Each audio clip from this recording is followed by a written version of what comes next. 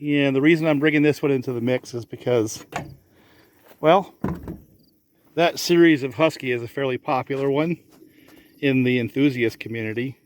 That's a 281, a little bit smaller version than a 288.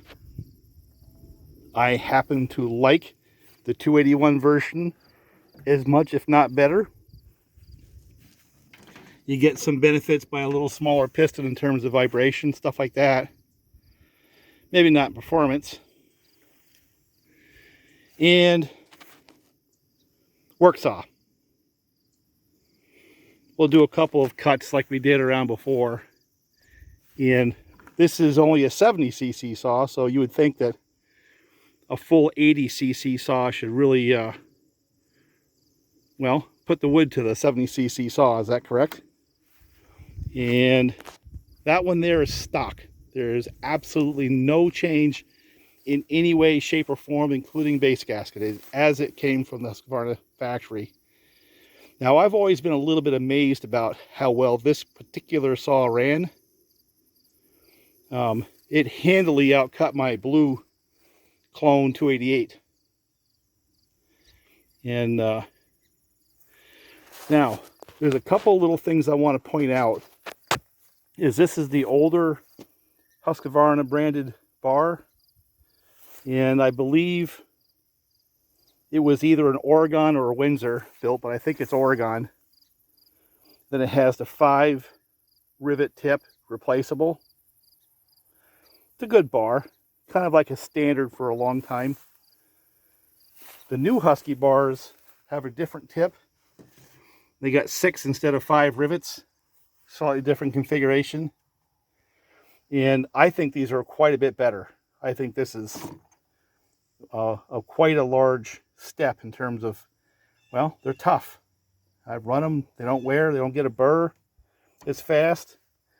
These were a good bar, you know, kind of an industry standard for the longest time. But I really do believe that the new Husky X-Torq bars have surpassed them, both in wear and weight, but in particular, and how strong the tip is. I remember in years past, the only way I was going to get a tip as strong as what this is now on the Xtorq is if I had bought a steel branded bar. Nothing else was out there. And I do a fair amount of bore cutting. So what happens is that chain starts jumping because it's too grabby. It'll stress that tip quite a bit, but it also will stress the chain adjustment. So I like to have a smooth cutting chain when I'm doing the bore cuts, and safer too.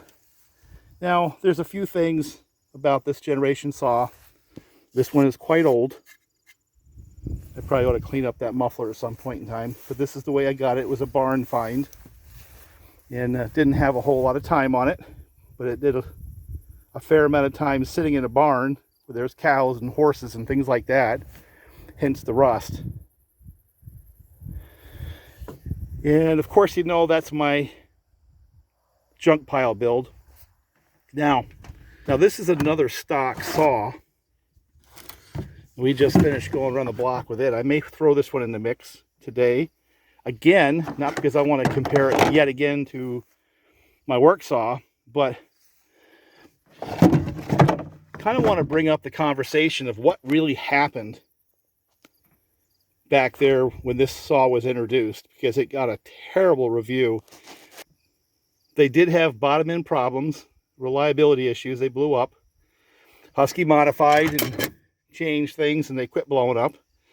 And one of the things you'll find now is the bearing on this is the same as a 562, not 72, 62, same size.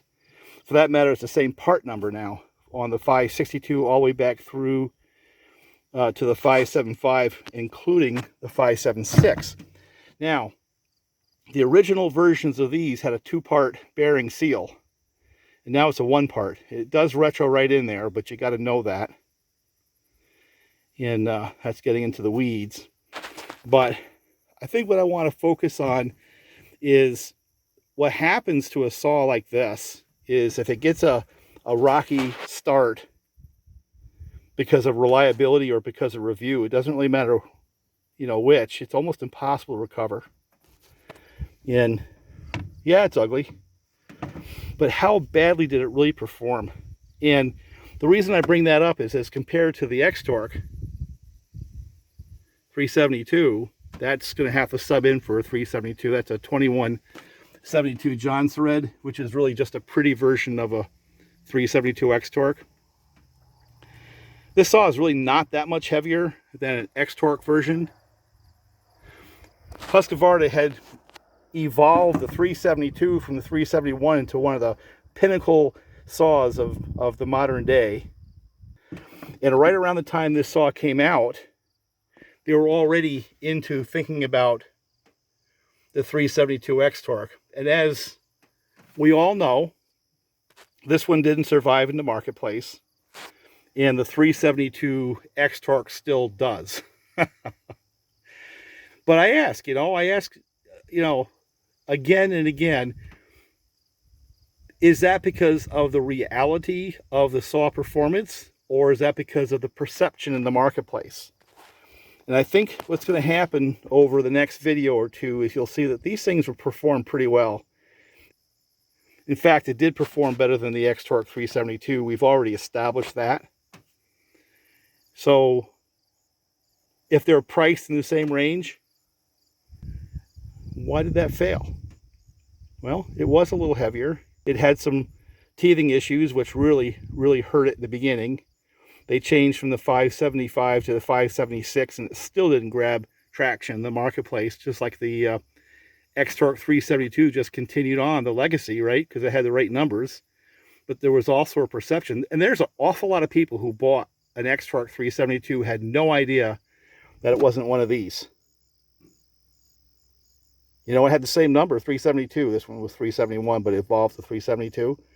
And I remember the first few years that the Xtorqs were out, one of the problems we had, that I had, was saws having issues with the new owners wanting them to sound like their beloved 372. I mean, it said 372 on the side, or this one had 2172, but shouldn't it sound the same? And since it had a completely different top end design, it didn't. It couldn't rev as high, it wasn't designed to. Well, there was an attempt to try to tune the new 372, the Xtorqs and 2172s, to make them sound and rev the way that the beloved 372 did. And of course, that resulted in some problems because that heavier piston on that crank, same size cases, same size bearings, you spin it that much faster. It was, it created problems in the bottom end. You had PTO bearing failures. We've gone through that. So even though they had their teething issues, because they had the right number on them, they certainly surpassed these in the marketplace. So I guess what I want to do is not belabor history, because that's just, can't really argue that. I want to explore the perception and reality part of that. Was that saw really all that bad? And like I said, in the professional world with the failures, yeah, it was. But by the time the 576 came around, it still had problems in the marketplace. It just didn't gain traction. And I don't think it had any more problems statistically than the 372 Xtorqs, especially from 2012, 2013 era. So why didn't they gain traction? What was it about these saws that people didn't like, other than the fact it didn't say 372 on the side? And that's kind of what we want to look at. I think if you stripped away the history of the 372, the original edition, which really set a high bar, and just looked at that saw, whether it's a sorted out 575 or a sorted out 576, with an Xtorq of the same generation, I'm going to speculate that this saw would get a better review if you just looked at the performance side by side without looking at the history. Because I think you'll find, and we could be wrong, we're going to go through it, we're going to find that this is marginally heavier.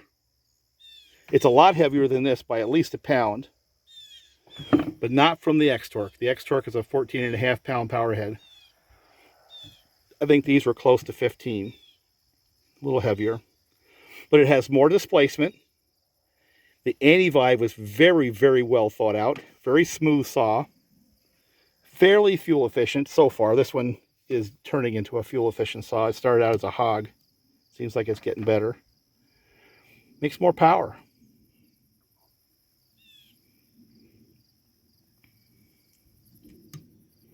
Still lost. Doesn't matter how good it is. It's kind of like the ugly duckling of the Husqvarna world. But I'm off track. So I'm going to ask that question over and over again as we go through this year and I run my project saw. Was it really all that bad? I'm not recommending you go out and get a bunch of those things because my standards are different than most people. If I can make this thing run a season or two, cutting firewood, it's a win. And I'll have fun with it. But just because I'm having fun with a 575 doesn't mean that I'm recommending people go out and find them and build them and things like that. I will say right up front, one of the reasons why a 372 Xtorq is going to do better in any marketplace is if the people in that marketplace want to modify the saw, because it's a lot easier to do so. I've said that in the past. And these are hard to modify to really get big gains. You can do simple things, but complex as a cylinder is, it's not something you're going to get big gains out of. Where these, you could really make some changes and really make a difference in how they performed. If that was the gauge of a good saw, the Xtorq would have had it all over. But I'm talking to the people who don't modify saws, who just take them off the shelf and run them. You know, it's a tool for their business, and you know, something for a highway department or whatever it is, where it's basically a tool, not something that an enthusiast is evaluating. Why did this one do so poorly? Once they had them sorted out in the marketplace, was it really all that bad? That's the question. But to this saw, definitely got off in the weeds. I apologize, guys. But what I want to do is I want to run this saw. Now this chain right here has got obviously a lot of time on it. And I sharpened it the way I normally do. You know, I kind of like to get a little bit of the gullet tore out of it. I try to keep the top plate close to the same angle as stock. You know. And I try to get my raker down to about 28 to 30 thousandths, somewhere in that range on these bigger saws. And hopefully when I'm done is I got a saw that'll rip right through this hardwood. Oftentimes if I'm just doing firewood like this or just noodling, I really don't care about the bore cut, so it can be grabby as long as it cuts fast. Different set of priorities. But as I've said before, I need this chain right here on this saw to bore cut smoothly. So I file it a little bit differently. You know, I try to keep it as close to stock as I can, especially on the raker to top plate distance. I try to keep that as close to stock as I possibly can. Where these right here with bigger displacement, more firewood oriented, I don't care as much. But yapping aside, let's put these two in the wood. Let's do that test I did once before. Let me see if I can bore cut through it, cut out the bottom and then release it, and see if I can do that simulation of a felling operation, a little truncated, as fast with a big saw like that, 80cc pro level saw from the 1980s, as I can my 70cc saw from the 2017, 18 era. And we might throw this one in here to start asking that same question. Was it really all that bad? 3 saws. All right, let me do the baseline cut yet again with my work saw. I'm just going to go fire it off, do a cut.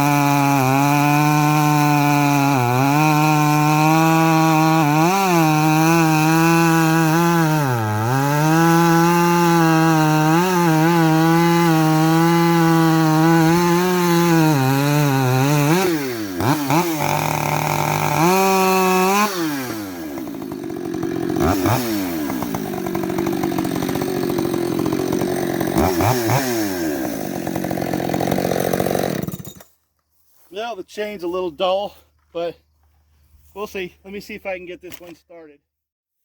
This saw has been sitting for quite some time, so it does not have a decomp, so I'm not sure I'm going to get started as easy. We can try.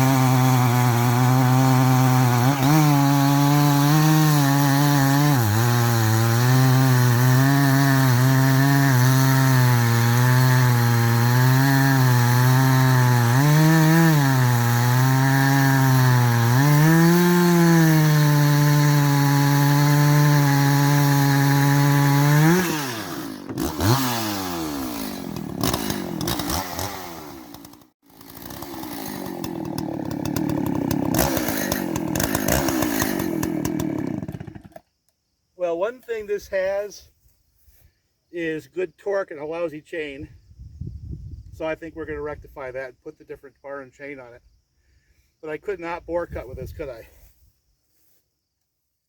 The thing I like about this saw, as compared to the 575 we ran last time, is that muffler has a side exit, and that muffler doesn't burn my hand. So this is actually better set up for cutting the big wood because of the way the muffler is than the 575 and the 572 stock. That forward exit they have on the new saws, the gases deflect back at your hands. You got to have gloves on when you get into the big wood. Let's see if it restarts.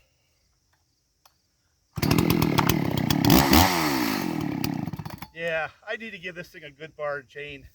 It's good running saw. So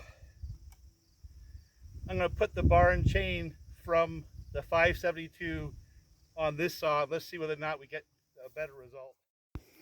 Now there are a couple of key differences right off the bat on this older generation saw. The things I don't like are the fact that it has the chain adjuster here in the case. The chain brake is out in the side cover. Pretty common for the time. It has what I consider internal sprocket, external clutch. And there was a lot of reasons why they did that. One is keeping the heat away from the cases, but also the spinning mass of the chain is closer to the center line of the saw, and theoretically it made it easier to manipulate. I'm not sure it did. But see, you have the side exit on that exhaust, and that means the exhaust gases are going out, not into the wood back at my hands. And of course my saw here, that doesn't go into the wood either. Even though it's too straight that way, it's enough of an angle where it does not burn my hand at all. And also notice that with the full wrap bar, the Husqvarna, that's OEM obviously, I can get my bar wrench right in there. That's pretty nice. But when we get this apart, you're going to see that it has a different style chain adjuster, which is actually in the side cover instead of in the case. I like that.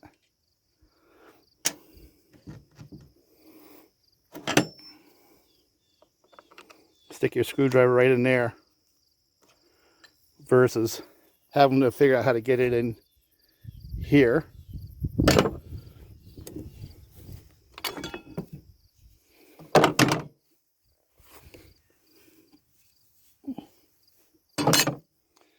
But that has the internal clutch external sprocket, which makes it a lot easier to work with changing bar and chains. I'm not going to run that again today. We made the point. We're going to take that bar and chain and move it over to the 288 and see if it makes the same kind of a cut, same kind of time frame. And then again on the 575. All right, let's do this again. See how the 281 deals with the bar and chain from the 572.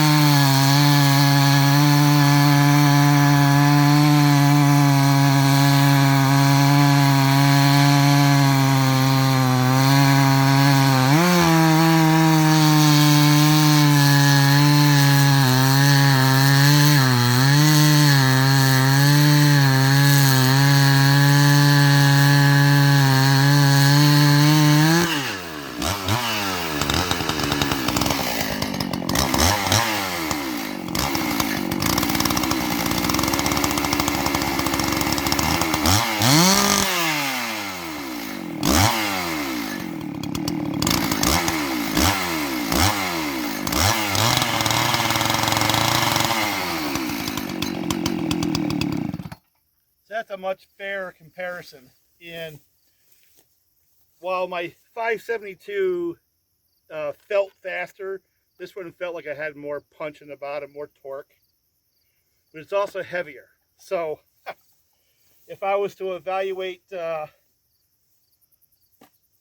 281 as compared to my 572, the 572 still wins, even if it doesn't have quite as much power, because it's lighter, it vibrates less, and the 572 has, in my mind, a better side cover clutch chain brake arrangement with that internal clutch external sprocket and the chain brake in the case versus the side cover. Having that chain adjuster in the side cover in the 572, it's those type of service related things where you have life with a saw that would tip the scales, even if this one has more power. Just life with the 572 is going to be easier. Plus I don't have to tune it in the wintertime. But this is a nice saw, right?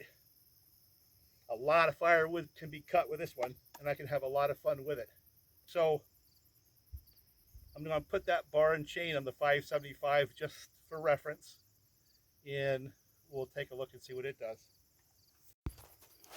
So right off the bat, you can see that there's some differences between the 200 series of chainsaw, again with that external clutch internal sprocket and the chain adjuster in the case. That's where the screw is. And here's a 575, like the 572 and like the 372, has an internal clutch, external sprocket, which makes changing bar and chains and stuff like that, sprockets, so much easier. And plus, with the chain adjuster on the side of the saw, adjusting the chains a lot easier as well. And remember, the early 371 still had the chain adjuster in the case, but you can swap on one of these side covers, no problem. Which is kind of cool because the side cover for that 572, even the new style one, will fit right on that 371. That entire line of saws, 371, 372, the John Sureds, 565, 572, and also the 575 and 576 will all use that very same side cover, which is cool. This is where we get into that, was that 575 really all that bad? And again, these are stock saws. And, you know, like I said, that was a barn find. I've run it that way for a long time. It makes good power. I mean, right now it feels like that saw is stronger than the 572. I'll see on the times.